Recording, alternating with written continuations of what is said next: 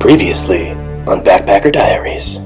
I'll be going up and over Circle Cliffs Pass and into Glen Canyon National Recreation Area. It'll probably be the most intense route finding portion of the journey. Now with a fully loaded pack, I'm only about 2.5 miles from the Escalante River.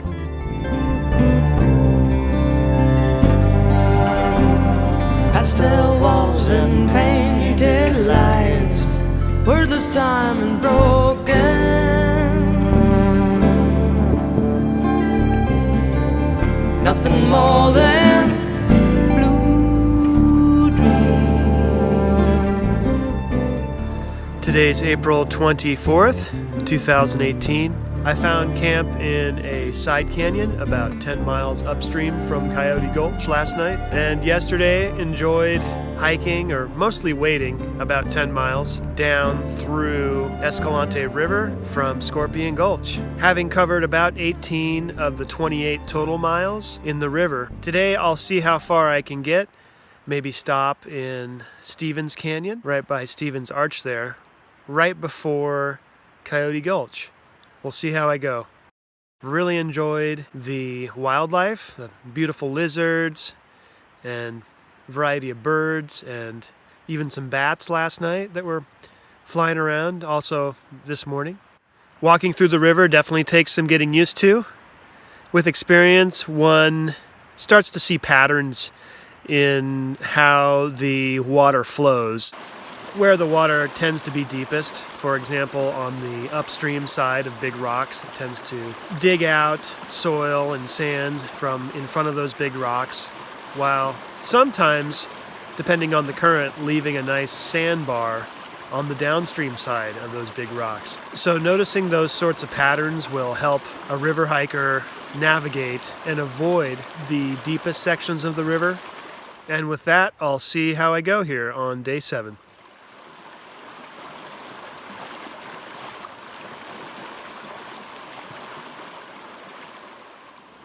I came into this trip expecting there to be more of a chocolate milk type of turbidity to the river, but it's actually been mostly clear, and it's pretty rare to get to points where I can't see the bottom of the river.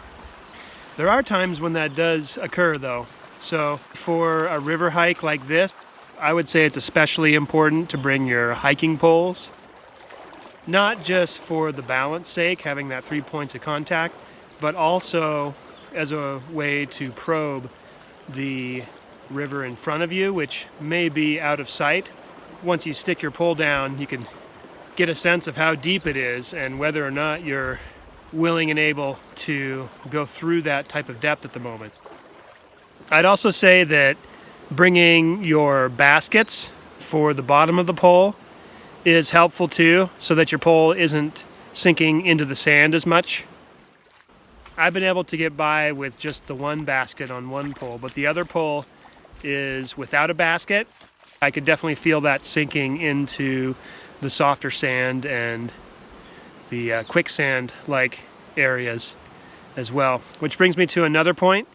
If you're walking across a river or through a river, and you feel your foot start to sink, that's a good time to just keep right on moving, because there is quicksand throughout southern Utah. So unless you want it to result in a cartoonish situation or fate, best to keep right on moving when you feel your foot starting to sink. I actually did some damage to one of my hiking poles on this trip here, where the handle essentially snapped off right underneath the duct tape storage, interestingly enough. Fortunately, I was able to splint it up yesterday with that duct tape, and it's a little more stable now, so I still have my 2 poles. I saw a knight come riding in shining armor bright to save the day and reap a great reward. There sat the dragon calmly atop the mountain high, perception being that her time had come. With bold and fearless manner, he sought to slay the one thing that would not bow to man. I dreamt I was that dragon. I felt the fire and vengeance. I woke with blood on my hands.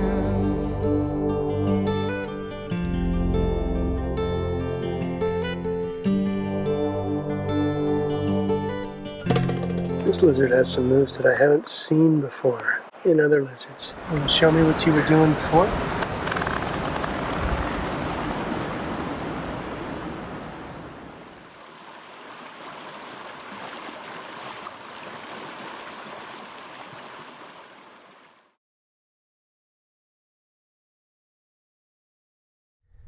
Today is April 24th, 2018, and I made it down to Stevens Canyon last night. I have only 1.5 miles left of hiking or wading through the river before I get to Coyote Gulch. From there, it's about a 13-mile hike up to the trailhead. Maybe I'll get that done today, or maybe walk out tomorrow. Safe to say this has been my most difficult hike yet, given the 7 nights that I've been out here so far. The isolation, haven't seen anybody for over 4 days now, and then just the terrain, whether it be scrambling up and over Circle Cliffs Pass or hiking in and out of the river for 28 miles or so. Still enjoyed the desert scenery very much, and the arches. Speaking of which, I look forward to seeing a couple more arches today on my way up to Hurricane Wash, and we'll see how I go.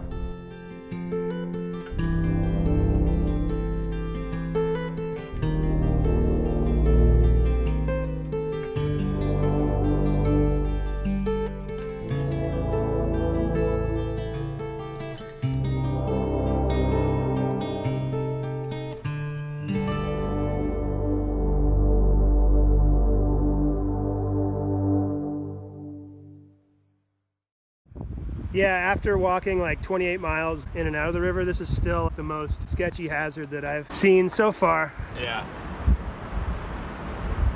Thanks again, Brian, for helping me across. Yeah, of course, man.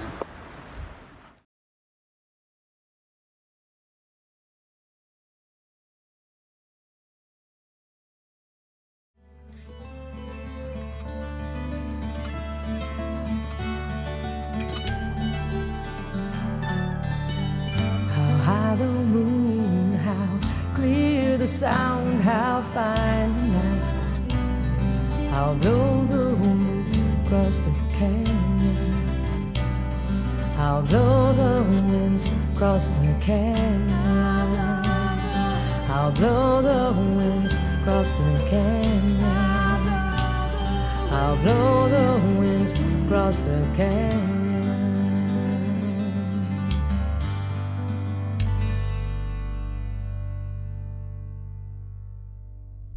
I've definitely learned a few things from this hike as well. First of all, I found out that a 5-gallon bucket just barely fits in the top of a 50-liter Osprey pack. Not that you would want to do that. I also learned that Gold Bond medicated powder is not just for humid environments. It would have come in handy on this trip as well, especially on the front part before I got down to the river. If I had to do it all over again, I probably would not have cached food in Middle Moody Canyon, but would have packed all the food that I thought I would need. It looks like I'm going to be able to get this done in 8 or 9 days, so I probably would have just carried that for the first few days instead of fussing with the resupply cache in Middle Moody Canyon. Some of the roughest road I've seen anywhere here on Hold the Rock Road. So washboarded.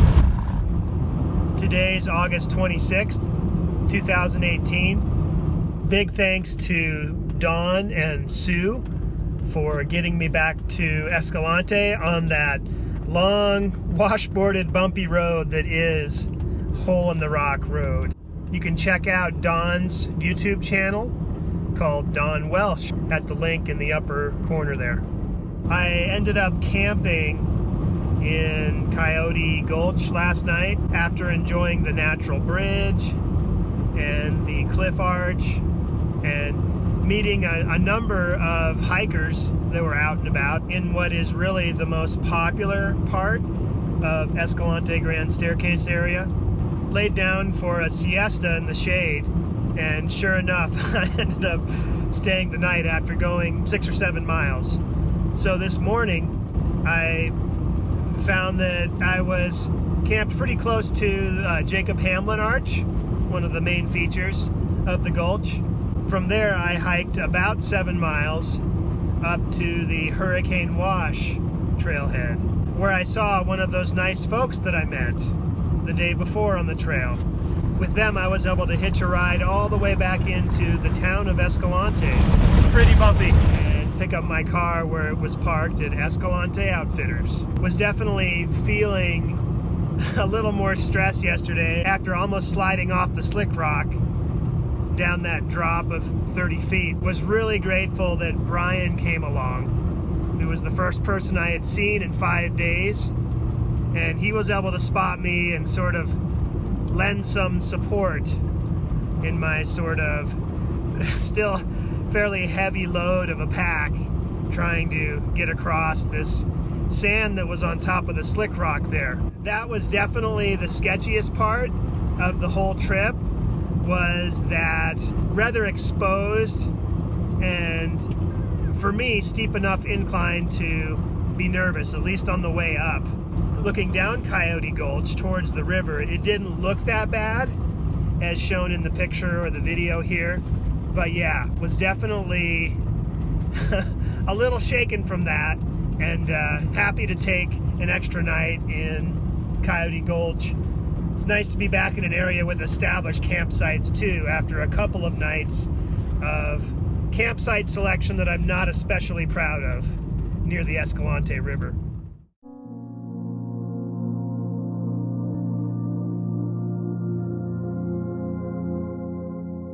After 72 miles and change, not including a couple side trips to source water, definitely a nice sense of accomplishment, having completed my longest desert hike yet.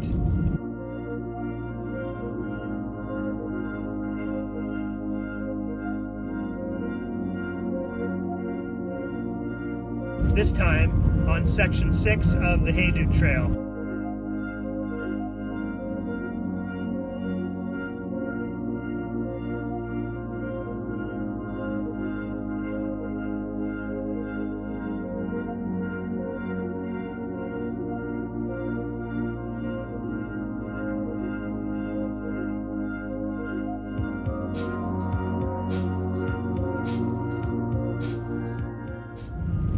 Saw a variety of wildlife that I hadn't seen before, especially the scorpion on the first day in Moody Canyon, as well as what I think was a desert bighorn sheep there on Circle Cliffs Pass.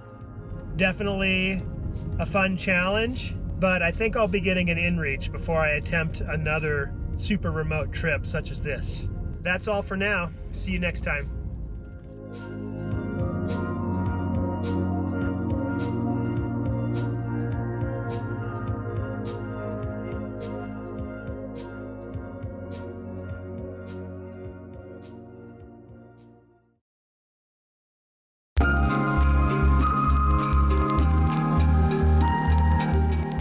On the next Backpacker Diaries. Going down to explore a corner of Utah I haven't seen yet in the Pine Valley Mountain Wilderness outside of St. George.